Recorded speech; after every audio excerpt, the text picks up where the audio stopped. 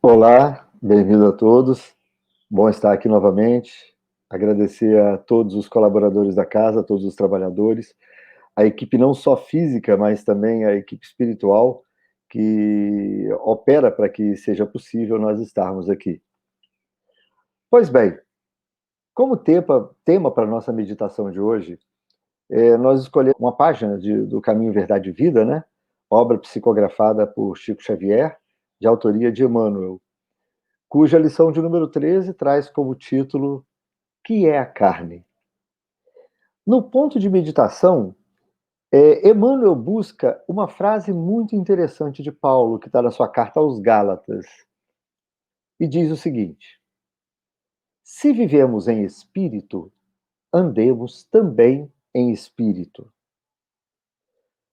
Uma frase tão pequena, mas que traz um significado extremamente forte diante das nossas necessidades do dia a dia. Por quê? Porque é muito comum nós separarmos espiritualidades do chamado carne. E constantemente recorremos em explicações ou em desculpas para os nossos desequilíbrios às necessidades da carne. Quando nós encontramos até o próprio Jesus ali atrás, que em determinado momento ele foi capaz de mencionar assim, que o espírito é forte, mas que a carne é fraca. Então, nós acostumamos a nos apoiar nisso para designar a carne como a culpada de grande parte dos desregramentos, de grande parte dos desequilíbrios que nós passamos.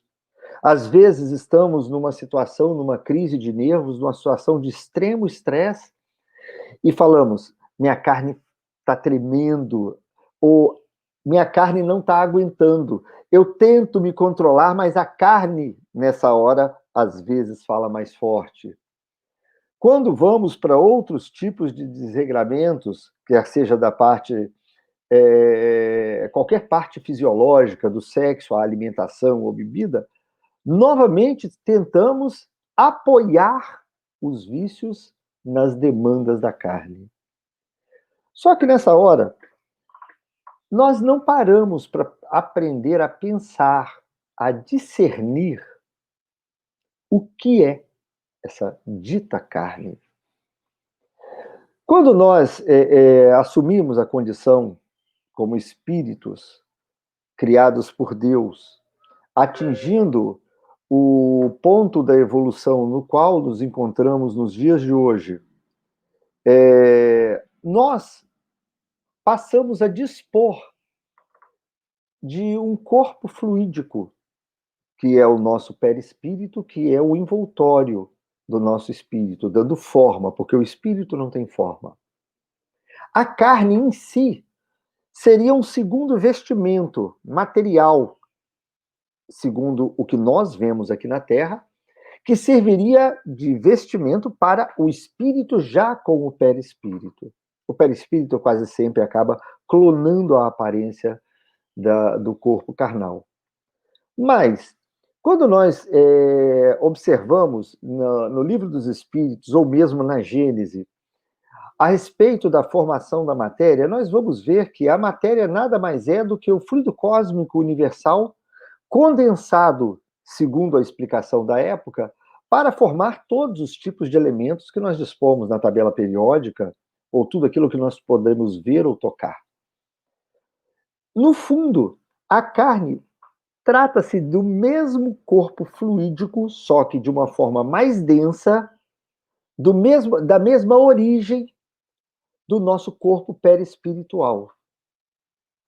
E, segundo a própria visão da doutrina espírita, a carne é a vestimenta do nosso corpo, ou a morada do espírito durante o período da encarnação. Sendo assim, a nossa inteligência, que somos nós em espírito, veste o perispírito que lhe delimita um primeiro formato e veste posteriormente a carne durante o período da encarnação, para que possamos gozar de um período de experiência na vivência aqui na Terra. Mas a carne trata-se apenas de um envoltório, de um revestimento, de uma vestimenta ou de uma residência temporária. Seria como se nós, imagine, fazendo uma pequena analogia, estipulássemos o funcionamento de alguma operação ilegal envolvendo que fosse com tráfico de drogas, com qualquer outro tipo de comércio ilegal, dentro de um apartamento que nós vivêssemos. E ao sermos flagrados pelas autoridades legais, falássemos: esse apartamento é fraco. Como se nós tentássemos atribuir ao imóvel a culpa das nossas decisões de operar aquele comércio, aquele tipo de negociação ilegal. Só de falar nisso, nós já vemos o absurdo que se torna. A impossibilidade de achar qualquer embasamento para isso. Mas quando nós encarnamos e passamos a ver o nosso corpo como parte de nós mesmos, não separado como apenas uma vestimenta, tal qual uma camisa ou qualquer outro tipo de vestimenta que nós possamos usar, nós passamos a atribuir as funções desse organismo como funções nossas, quando são funções exclusivamente do veículo. Como assim? Façamos uma pequena outra analogia. Pegamos a estrada e vamos fazer uma viagem. Estou com um carro potente. O carro dispõe de motor, de estabilidade, de ABS, seja o que for. Então eu imponho uma velocidade acima da normal, 120, 130, 150 km por hora. Furo sinais vermelhos, ultrapasso todas as regras de segurança, não só para mim, mas para todos aqueles que estão ao meu redor. E ao ser parado pela polícia, eu falo: a culpa é do carro. Mas por que nós fazemos tamanha aberração em relação ao corpo espiritual? É como se nós sentíssemos o motor do carro como se fosse o nosso coração. Como se nós sentíssemos as rodas do carro como se fossem nossos órgãos de locomoção. É como se sentíssemos o conjunto para-brisa e faróis do carro como nossa capacidade de visão. Mas se tentamos atribuir a isso, a todo esse mecanismo, as nossas decisões, nós vemos o tamanho da aberração que está em tal afirmação. Portanto, o nosso organismo físico, por mais que esteja intimamente, célula por célula, interligado ao nosso corpo espiritual, ainda é exclusivamente uma vestimenta, exclusivamente um veículo, uma habitação temporária do qual nosso espírito faz uso para que possamos passar pela experiência da encarnação. Ah, mas eu trago características inerentes à descendência dos meus ancestrais, dos meus pais. Trazemos, sim, características físicas, aparência e por aí vai. Mas a grande maioria dos caracteres que fazem parte dos nossos organismos, dos nossos corpos, estão intimamente ligados às nossas necessidades espirituais. Carregamos marcas anteriores ao nascimento, condizentes com falhas, com males ou com crimes que tenhamos cometidos no passado. Carregamos doenças congênitas ou doenças que já vêm conosco desde o berço, mas que são inerentes aos nossos desvios de comportamento em outras existências. Portanto, o veículo, ele é mais, vamos dizer assim, a materialização daquilo que nós somos em espírito. Então, vamos simplesmente traçar de uma forma clara.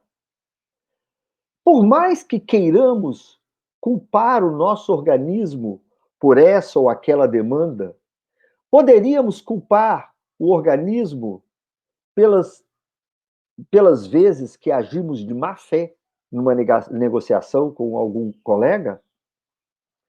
Podemos atribuir ao organismo a culpa sobre o nosso egoísmo de pensarmos exclusivamente em nós mesmos?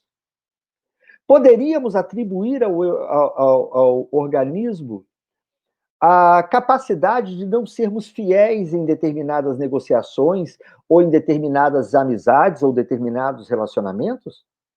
Claro que não. A conduta moral é uma característica única e exclusivamente pertinente ao espírito. Única e exclusivamente oriunda das nossas decisões espirituais. São oriundas dos nossos pensamentos, das nossas vontades. Então, somos nós, espíritos, os verdadeiros autores de todas as decisões, sanas ou insanas, sadias ou doentias, quer sejam virtudes ou que estejam ligados quase sempre às nossas vicissitudes. Mas numa situação dessa, como é que nós poderíamos dizer, então, atribuir a carne? Qual seria, então, o vínculo quando o Cristo nos mencionou que a carne é fraca? Bom, aí nós temos que recordar sobre o processo de evolução espiritual, que nós passamos por um processo que somos oriundos como espíritos inicialmente completamente ignorantes, e víamos passando, através das reencarnações, por processos e experiências no qual cometemos erros, no qual cometemos também acertos, mas cuja soma acaba por formar o projeto das existências posteriores, trazendo a necessidade de vivermos determinadas dores que possam servir de aguilhão a nos conduzir ao caminho correto, ou mesmo de viver experiências ou vivências que sejam necessárias para o meu próprio aprendizado.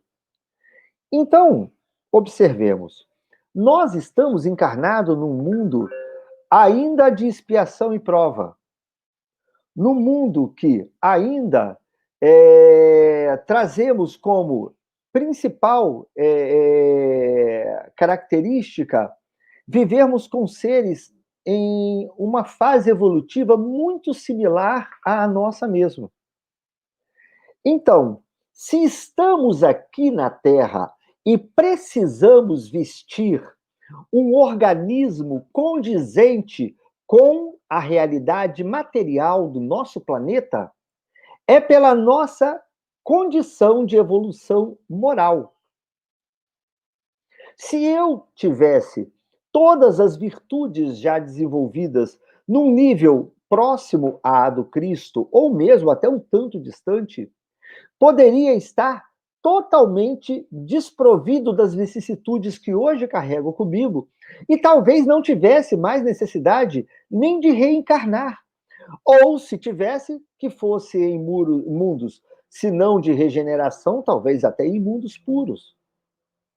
Se eu estou num mundo de regeneração ou num mundo de expiação e prova, pois estamos na transição, é porque carrego comigo as deficiências morais que necessitam das experiências dentro desse veículo de carne, na atual situação evolutiva em que a Terra se encontra, para que eu possa estagiar nessa sala de aula e obter as lições necessárias para o meu aprimoramento espiritual. Sendo assim, a carne é o que eu disponho diante da minha condição espiritual. Se eu trago comigo qualquer deficiência no corpo material, é porque são características inerentes à formação, ao modelo que veio trazido pelo meu perispírito, além das características hereditárias, que vão formatar um organismo condizente com as minhas necessidades imediatas evolutivas. Então a carne é consequência, ela não é causa. Ainda que a carne, ou seja, que o organismo biológico traga em si características capazes de afetar na minha conduta, às vezes por estarmos desprovidos de determinado órgão, por estarmos com deficiências em determinados sistemas circulatório, digestório e por aí vai. Qualquer característica que possa me impor determinada deficiência foi consequência da minha condição espiritual e não uma imposição física ao meu espírito. Foi o meu espírito que impôs, devido às suas características comportamentais e aos erros cometidos no passado, uma necessidade específica para o organismo que passa a ser formado, trazendo consigo determinadas, vamos dizer, deficiências. Então, o conceito é completamente reverso. A situação é completamente oposta. Quando nós passamos por aqueles desejos que parecem fugir à nossa capacidade de controle, não adianta falarmos. A carne está falando alto demais. Porque quem está falando alto demais são os meus vícios, os meus desejos de saciar antigos comportamentos e antigos prazeres que alimentei no passado e que hoje ainda são capazes de mobilizar o meu desejo na vida atual. Se eu vivencio uma situação no qual, na convivência com qualquer companheiro, trago a tendência a romper, ou vamos dizer, a trair por comportamento aquela parceria de vida ou aquela parceria comercial, é porque as minhas tendências comportamentais, os meus impulsos egoístas ainda têm voz ativa dentro de mim e ainda são capazes de falar ou de gritar perante nossas consciências, clamando pela necessidade de cometermos velhos erros.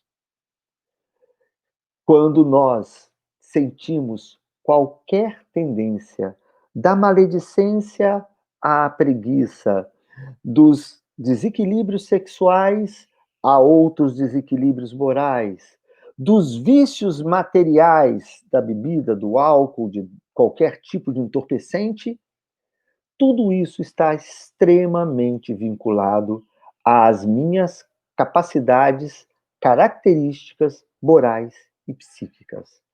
A carne, quando aí se encontra envolvida, a está por exclusiva consequência da minha conduta e das minhas decisões anteriores. Então, é necessário que nós comecemos a reestabelecer a verdade dentro de nós mesmos. É necessário que nós passemos a compreender para que nós tenhamos a capacidade de discernir e não mais comodamente entregarmos-nos aos desejos, culpando a um veículo pelas nossas decisões como dirigentes. É necessário que nós puxemos a responsabilidade exclusivamente para nós, espíritos e doutores, senhores de nossas próprias decisões. A expressão "a carne é fraca" poderia ser abraçada da seguinte forma: pelas minhas fraquezas morais, pelas minhas fraquezas espirituais, ainda trago a necessidade da encarnação, como o próprio termo diz, vestir-me da carne. Portanto, pelas minhas deficiências, sou fraco.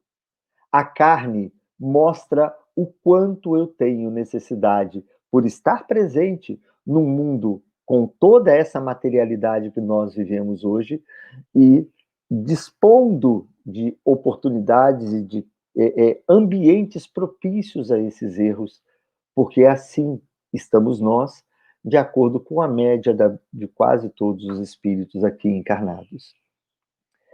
Uma vez que nós instalemos essa visão, essa separação, tirando a culpabilidade do veículo, mas trazendo exclusivamente para nós mesmos, é a hora que nós devemos desenvolver em nós as características suficientes para disciplinarmos a nossa conduta, as características necessárias para disciplinarmos aos nossos impulsos, compreendendo que eles vêm de dentro de nós.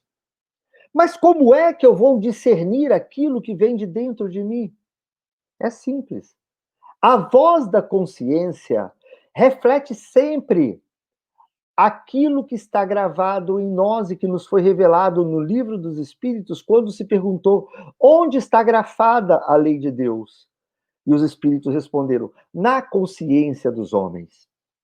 Sempre que os impulsos tendendo para qualquer ação inferior no padrão de conduta moral visita nossos pensamentos, nós temos em contraposição as propostas que a nossa consciência nos traz a tentar nos conduzir naturalmente e forçosamente pela cobrança interior ao caminho reto.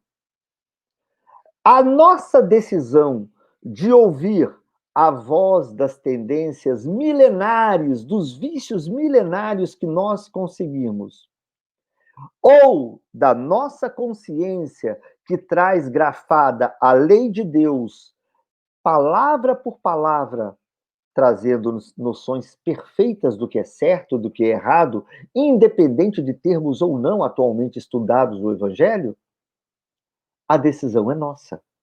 Somos nós que damos prioridade a uma coisa ou outra. Uma vez eu me lembro de um companheiro de ideal espírita contar uma historinha que narrava, parecia ser um conto indígena, que dizia que dentro de nós temos dois lobos brigando por ideais diferentes e tentando impor a tendência do bem e a tendência do mal. Mas a pergunta no final sempre era: qual dos dois lobos vence a briga?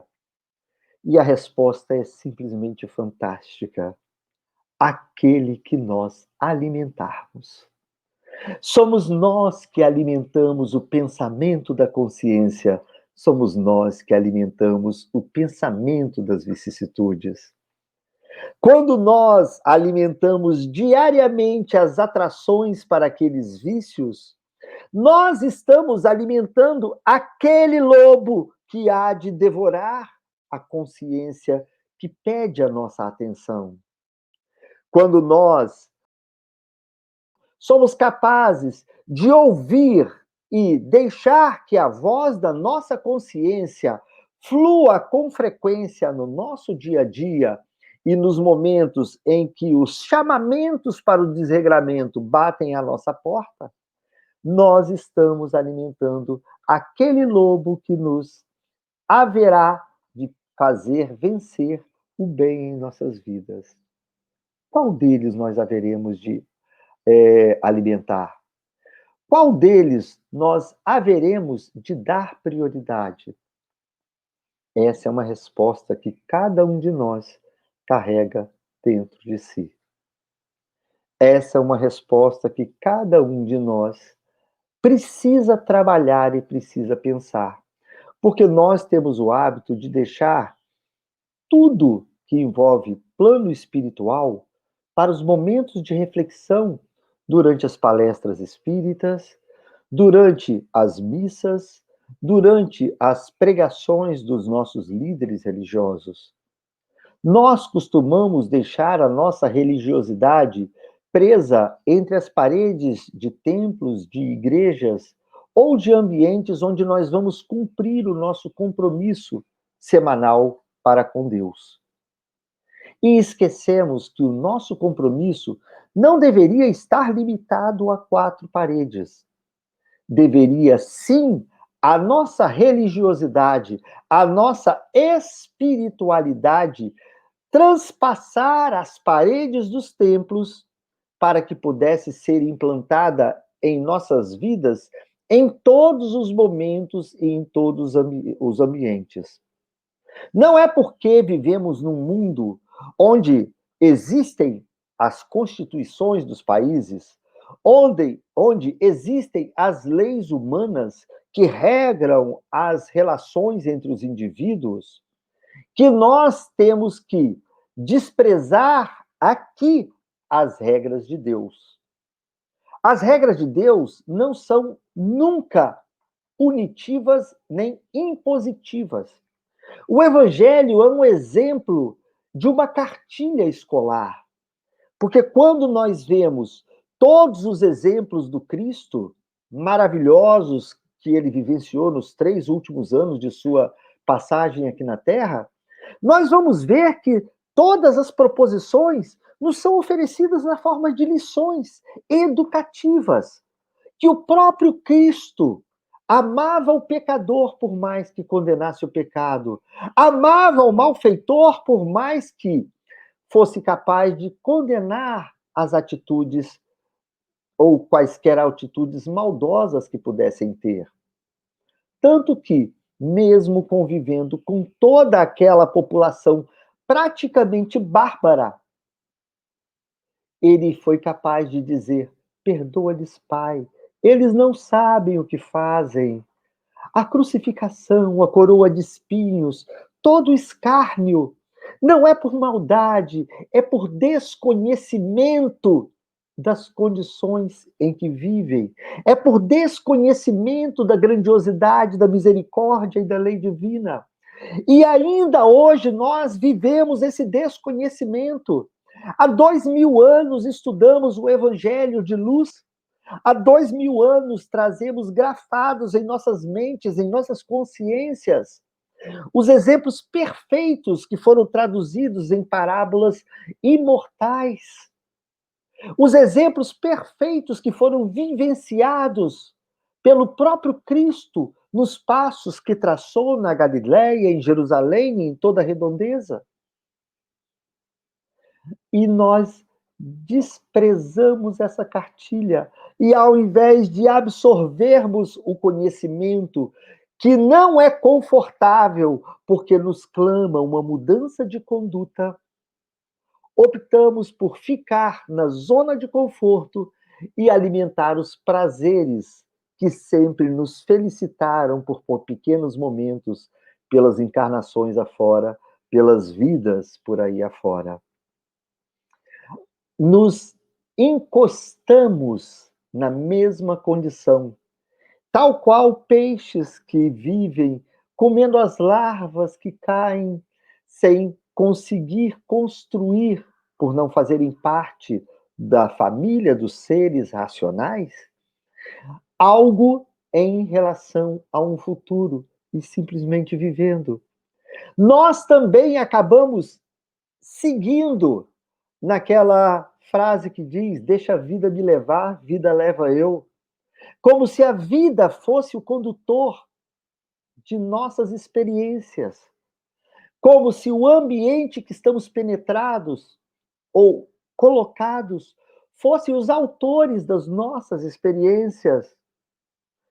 Quando nós temos a capacidade, nós temos força, nós devemos ter coragem de nos mover para fazer uma modificação nessa condição em que estamos. Todas as dores que nos visitam são consequências exclusivas do meu estacionamento, da minha estagnação, permanecendo continuamente nos mesmos erros. É hora de aprendermos a dizer não aos vícios. É hora de aprendermos a alimentar o lobo da nossa consciência, para que o bem possa começar lentamente a alcançar a vitória dentro de nossas experiências. Quando o maior, a meu ver, de todos os apóstolos, Paulo de Tarso, que se transfigurou do perseguidor dos cristãos ao maior divulgador da doutrina do Cristo, nos traz a afirmativa: se vivemos em espíritos, andemos também em espíritos. Ele nos chamava à consciência para, se dizemos que possuímos determinada religião, que seja essa ou aquela, não vem ao caso. Se nos dizemos seres de bem, se nos dizemos, no nosso caso, cristãos, que passemos a colocar esse cristianismo não somente nas páginas de leitura dos nossos fins de semana, não somente nos momentos de estudos ao qual dedicamos à religiosidade, não somente àqueles parcos e escassos minutos que nós tiramos da vida para direcionar nosso pensamento a Deus, mas ao invés de buscar levar a nossa vida até Deus por esses poucos e raros momentos, trazer Deus para as nossas vidas em todos os momentos. Ser cristão não é estar presente nos cultos de nossas instituições religiosas, é trazer as propostas das nossas visões espirituais e religiosas para serem colocadas no nosso dia a dia. Devemos colocar na nossa relação com nossos filhos.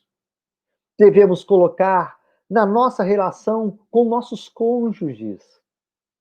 Devemos colocar nas nossas relações com nosso patrão, com nossos funcionários, com nossos companheiros de escola, de faculdade, com nossos companheiros da comunidade, com nossos companheiros de momentos de lazer.